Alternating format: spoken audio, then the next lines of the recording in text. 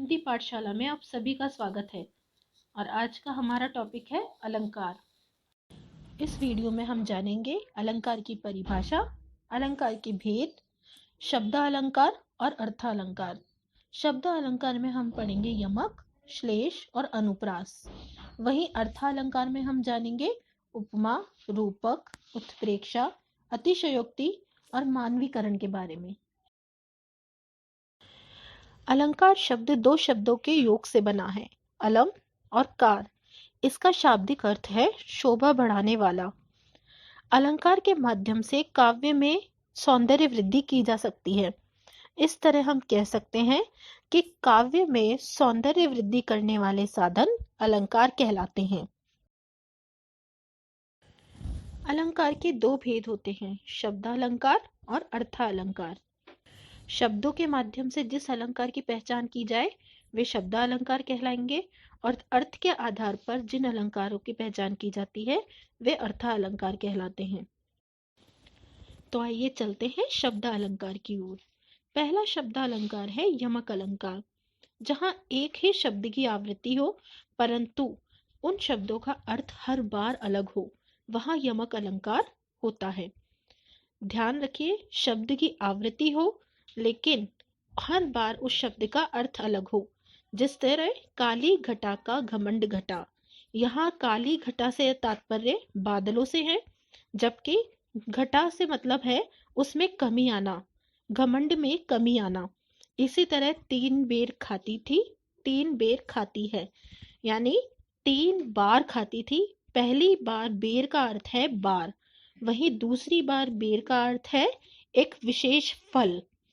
तो ध्यान रखिएगा, जहां एक ही शब्द की आवृत्ति हो लेकिन हर बार उस शब्द का अर्थ अलग हो, वह यमक अलंकार कहलाएगा। दूसरा अलंकार है श्लेष अलंकार। श्लेष का शाब्दिक अर्थ है चिपका हुआ। जहां यमक अलंकार में शब्द की आवृत्ति के साथ अर्थ अलग अलग होता था, वहीं श्लेष अलंकार में शब्द एक ही होगा परंतु उसका अर्थ एक से अधिक होगा। जहां एक ही शब्द के एक से अधिक अर्थ निकले वहां श्लेष अलंकार होता है। जैसे पानी गए न उबरे, मोती मानुष चून। यहाँ पानी शब्द का अर्थ मोती के लिए चमक से है, मानुष के लिए सम्मान से है और चून के लिए जल से है। इसी तरह सुबरन को खोजत फिरत, कवि व्यभिचारी चोर। यहाँ सुबरन का अर्थ है कवि के लिए सुवर्ण, व्यभिचारी के लिए सुंदर रंग, वही चोर के लिए स्वर्ण से। तो एक ही शब्द का अर्थ अलग अलग होने पर श्लेष अलंकार पाया जाता है।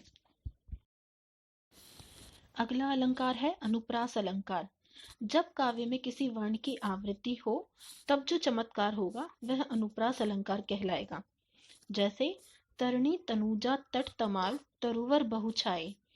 इस पंक्ति में त वर्ण की आवृत्ति हो रही है। उसी प्रकार दूसरा उदाहरण है चारु चंद्र की चंचल किरणें खेल रही थी जलथल में। इस पंक्ति में च वर्ण की आवृत्ति होने से काव्य की शोभा बढ़ती हुई प्रतीत हो रही है। अभी तक शब्द अलंकार में हम तीन अलंकार पढ़ चुके हैं, यमक अलंकार, श्लेष अलंकार और अनुप्रास अलंकार। अब बारी है अर्थालंकार की। पहला अर्थालंकार है उपमा अलंकार। जहां उपमेय की तुलना उपमान से की जाती है वहां उपमा अलंकार होता है। यहाँ उपमेय का अर्थ है जिसकी तुलना की जाती है और उपमान का अर्थ है जिससे तुलना की जाती है। जैसे पीपर पात सरिस मन डोला, यहाँ मन की तुलना पीपल के पत्तों से की गई है, अर्थात मन उपमेय है और पीपल के पत्ते उपमान है। इसी प्रकार नील गगन सा शांत हृदय था रो रहा, यहाँ हृदय की तुलना नील गगन से की गई है। कुछ वाचक शब्दों के द्वारा इस अलंकार की पहचान आसान हो जाती है, जैसे सरिस, समान, सम, सदृश, सा, सी, से आदि। अगला अलंकार है रूपक अलंकार। जहां उपमेय में उपमान का आरोप लगाया जाए वहां रूपक अलंकार होता है। और काव्य का अर्थ समझने पर रूपी शब्द का प्रयोग नजर आता है। जैसे संसार की समर स्थली में धीरता धारण करो, संसार रूपी समर स्थली। पायो जी मैंने राम रतन धन पायो, अर्थात मैंने राम रतन रूपी धन पाया है। अब बारी है उत्प्रेक्षा अलंकार की। जहां उपमेय की उपमान में संभावना व्यक्त की जाए वहां उत्प्रेक्षा अलंकार होता है। जैसे नेत्र मानो कमल है, सिर फट गया उसका मानो अरुण रंग का घड़ा। इस अलंकार की पहचान आसान हो जाती है अगर हमें काव्य में वाचक शब्दों की पहचान करना आता हो। और इसके वाचक शब्द हैं जनु, जानो, जनहु, मनु, मानो और मनहु।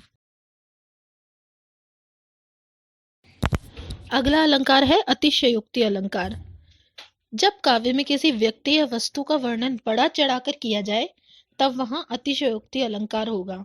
जैसे हनुमान की पूंछ में लग न पाई आग, लंका सिगरी जल गई, गए निशाचर भाग। अर्थात हनुमान जी की पूंछ में आग लगने से पहले ही लंका जल गई और सभी राक्षस भाग गए। आगे नदियां पड़ी अपार, घोड़ा कैसे उतरे पार, राणा ने सोचा इस पार, तब तक चेतक था उस पार। यानी राणा ने जब सोचा कि घोड़ा नदी पार कैसे करेगा, इतने में ही घोड़ा नदिया के पार था। तो देखा आपने कि जब काव्य में किसी व्यक्ति या वस्तु का वर्णन बड़ा चढ़ाकर किया जाए तब वहां अतिशयोक्ति अलंकार होगा। अंतिम अलंकार है मानवीकरण अलंकार। जब काव्य में मानव द्वारा की जाने वाली क्रियाएं प्रकृति करती नजर आती है तब वहां मानवीकरण अलंकार होता है। जैसे मेघमय आसमान से उतर रही है संध्या सुंदरी परी सी धीरे धीरे। यहाँ संध्या को सुंदरी रूप में दिखाया गया है। अगला उदाहरण है मेघ आए बड़े बंठन के सवर के। तो इन दोनों उदाहरण से प्रतीत होता है कि प्रकृति मानवों द्वारा की जाने वाली क्रियाएं कर रही है।